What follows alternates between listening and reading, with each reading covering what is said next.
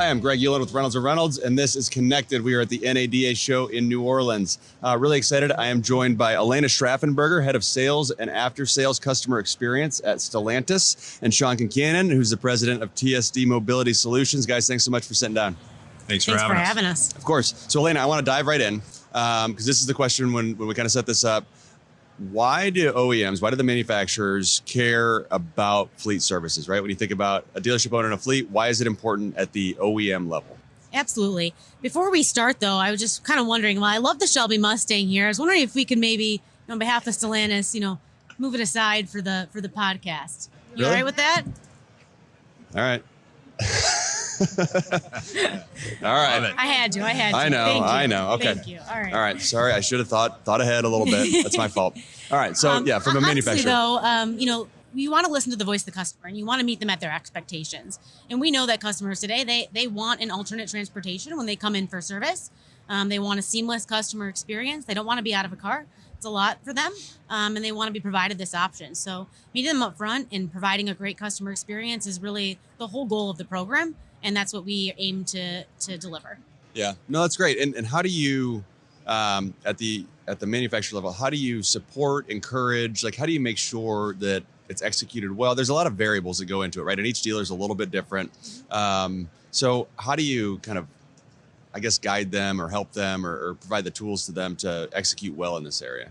Well, we work really closely with TSD and Shawn's team on really having a lot of dealer webinars and ways that they can really learn about what are the best practices. The key is really having a great process in place, right? The customer will see that, but it's easy for a dealer. Just making it part of your process every day when they come in for service, they're looking to test drive a vehicle, need a rental, is really the way to go.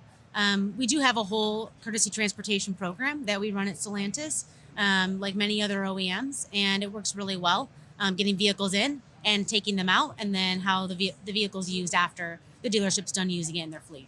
Yeah. So what does that fleet life cycle look like? And maybe Shawn, you can jump in a little bit.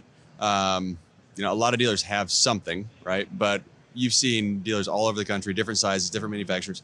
What does that fleet life cycle look like? Kind of how long is it? Is there a mileage cap? What are kind of the nuts and bolts, at least at a high level, generally speaking? What does that look like? Yeah, I would say with most OEM programs, no different than Stellantis here, there's generally both a time restriction that they put on the cars, anywhere from as little as 3 months that they have to hold the car to a maximum of a year, 18 months in some instances. And there's also then generally some type of mileage, cap where you can't run a car past 10,000 miles or whatever the case. But I think the intent of it is really to give the customer either a current model year vehicle that's out, so they're getting to experience the newest and greatest that the OEMs have to offer. Yeah, so outside of kind of just that loaner idea, though, too, and we'll get into the test drive thing a little bit later, what are some ways dealers are kind of leveraging fleets to generate revenue, too? Because, a loaner, obviously, you have great manufacturers like Stellantis who are kind of helping with that and encouraging that. But at the end of the day, if you're giving a vehicle away for somebody to come in for service, you're not really generating revenue off of that, right? So what are some ways that dealers are leveraging the fleet to generate revenue too? We've seen a lot of dealers now, just due to the life cycle of, the service business, meaning they need those cars for generally Monday through Thursday for service customers, and then they sit from Friday to Sunday or Monday morning to go back around. So we're starting to see a lot of dealers, put together a little mini rental operation there where they'll take those cars, rent them on the weekends, ensure they have them back for the service customers. And this allows them to generate a little bit of revenue. If that works well for them, then they can kind of weave a bigger fleet into play and go to more of a 7-day-a-work week operation where they've got now a fairly healthy mix of rentals and loaners, and they're able to kind of blend that fleet together, but most important, service both sets of customers at once, meaning you got your rental customers coming in from off the street and you get your service customers coming in for service. To me, it seems like getting a rental business going is kind of a heavy lift, though. I mean, I feel like you got to let people know, right? And so I just think the advertising there and the brands that are already in that kind of category are pretty strong, right? You have big players in the rental car space. So how do you even, I don't know, how do you get that off the ground? I don't know if you have ideas or things that you've seen, if Stellantis, if you've seen any dealers, or if you guys have helped in any way. Like, Sure. It just seems like a lot of marketing that has to happen to let people even know that you have rental available. I think the first thing that a dealer has at their advantage is they already have a core network of a lot of consumers that they can market to. So thousands of customers that they've sold cars to. So getting that word out there that, hey, we rent cars as well is a nice option. The other thing they have playing in their benefit is they're generally, in most cases, especially with Stellantis, they've got thousands of locations. They're in local markets. I don't have to drive to a airport and get a car and pay all the airport taxes and stuff. So they have some advantages of picking up cars at the dealer. Where they struggle, I think, is where do they hire somebody to run this rental operation, because it's no longer able to be run by service advisors or a valet tech, for instance. And then B, how do they get marketing out to the public? And that can be by radio ads, print, sales, going around to body shops and stuff like that, and marketing that, hey, we rent cars. But I think, stepping through those is the easiest is, hey, we rent cars. Let's make our big population of already existing customers know that if they need a car for pleasure or work or everything, they don't need to go to any of the big players. We're right here in market and we can rent them a car. Does it usually work with insurance too? So you just mentioned body shops, and I thought, well, most dealerships have body shops, right? So when they have somebody in getting body work done, can they submit that through? Can they submit that rental, I guess, through the insurance company typically? Yeah, we have a lot of dealers that will do that, and that's a very good rental opportunity because of the risk level. So if they've got a collision center and they've got overflow in loan cars and stuff, that put that as a rental. Yeah. So I'll run for. That's great. Okay. Also wanted to get both of your opinions. Maybe you can start, Alayna, on being a dealer, right? And you're going to have a fleet, especially, if you can get those current model year cars that you're going to give out as loaners. It's a great way to get people into the newest model. But as a dealer, how do I balance, maybe it's a demand thing too, kind of my fleet and my loaners that I have available and rideshare services like Uber and Lyft and things like that? Because they serve similar needs, but how do you balance that? It's a great question. I think, there's a lot of regional things that come into play and how dealers want to go about their business. The first step is asking the customer, right? What are your needs? Understanding your business and your backlog as a dealer is really important. How long is this going to take? Being, upfront with the customer that this may take a couple days, and then they can make that, decision at that point. So I think that's what's really important, asking them up front. And more often than not, you'll see that they actually want a vehicle to go to and fro.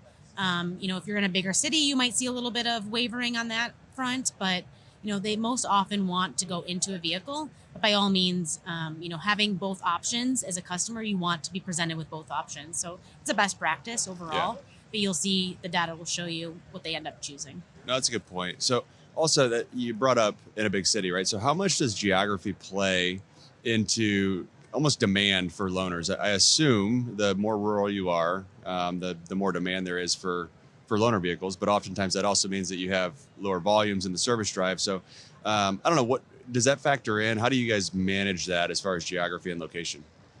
Each dealer really manages it themselves. They know their customers, their consumer base, like Shawn was mentioning, like they know their people and what they're expecting and how many they should expect at a certain time and their backlog. They'll manage their fleet, thereafter. I think even in big cities, and just that, getting them into a new vehicle is also exciting for them. You have a new launch vehicle that came in and you have one in your fleet and you're in for, whatever reason for service, having that new vehicle to go out is pretty exciting for a customer. Like, oh, actually, my lease is up in a couple months. I do actually want to try that. Let me take that for a spin. Yeah, no, that's great. That's a good point. I want to go back to Shawn. We were talking just a minute ago about generating revenue. Yes. But I'm also thinking, is there a way, do you see dealers capturing new business and kind of conquesting customers because they offer these services? I mean, at the end of the day, it's a great service to customers. Hopefully it's a retention tool. You have somebody in for service, you give them a loaner, they have a great experience, they come back. But what about conquesting? Like, is there a way to promote this service to bring in new customers that are going to defect from another brand or something like that? Absolutely.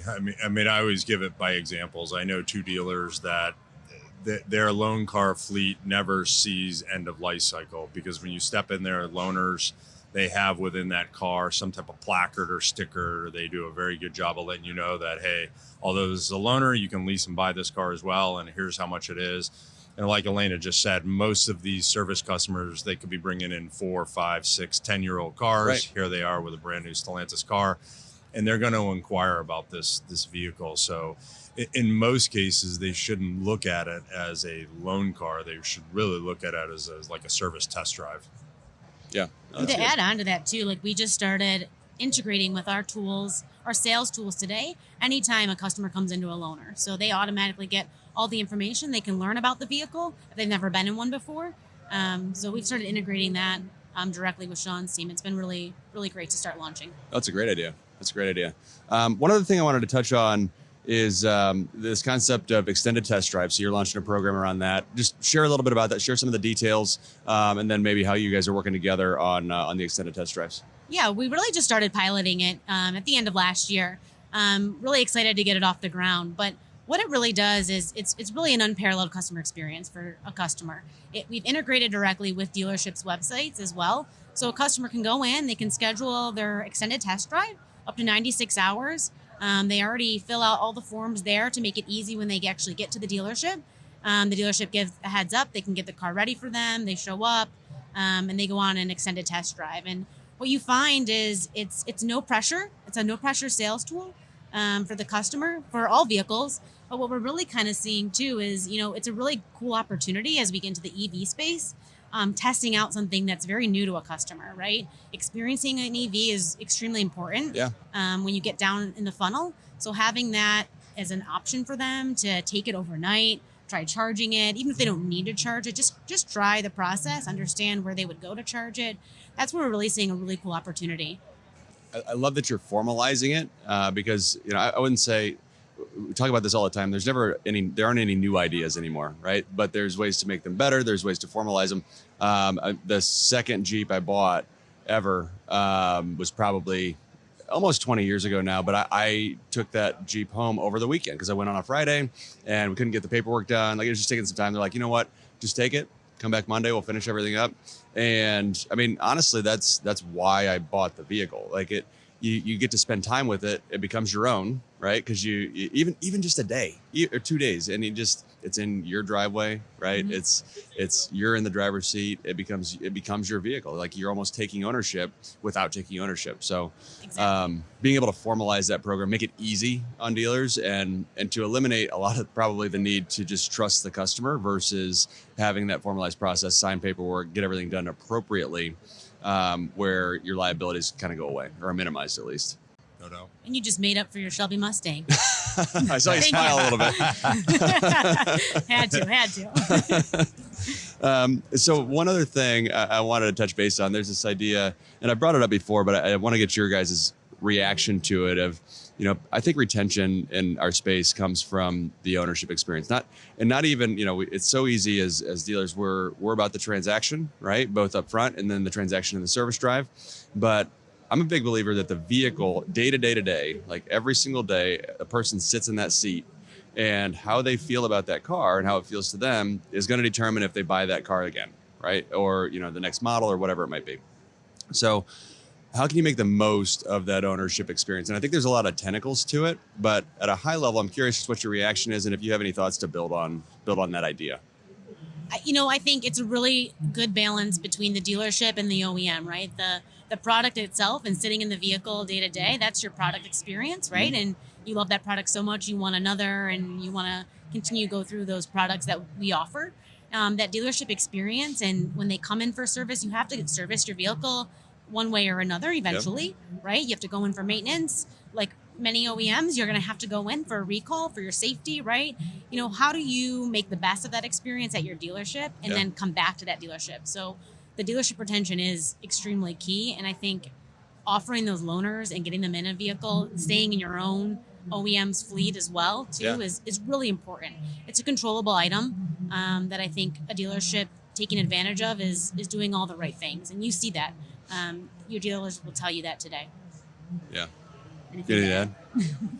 Yeah, I think Alayna hit it right. I think as a consumer, especially myself, is I want options. Right. I would love my dealer to be more of a transportation center, because it is a pain nowadays to go to an airport, pick it up there.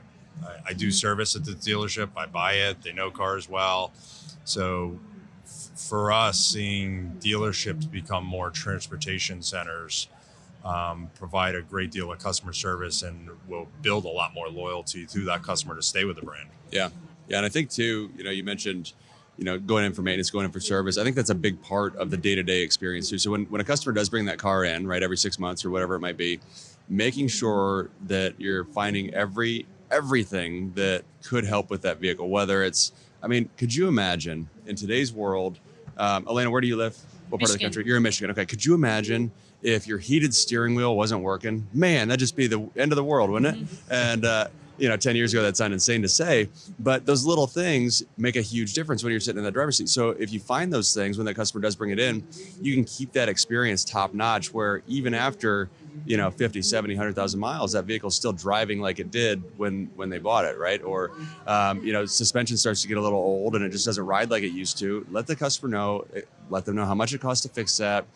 Get them into, the loaner while the car's in for service. But you keep that vehicle top notch, so when they are ready, they've had that great experience day in and day out of sitting in that driver's seat. So I don't know. That's my soapbox. I don't know if you always know your dealers. He's got you covered. She's got you covered, and you got a guy for everything, a gal for everything, and that's what we're striving for. Yeah, it's a great opportunity. All right, well, guys, thank you so much for joining, Alayna Schraffenberger and Shawn Concannon. Have a great rest of your show. Thanks, Greg. Thanks for having us.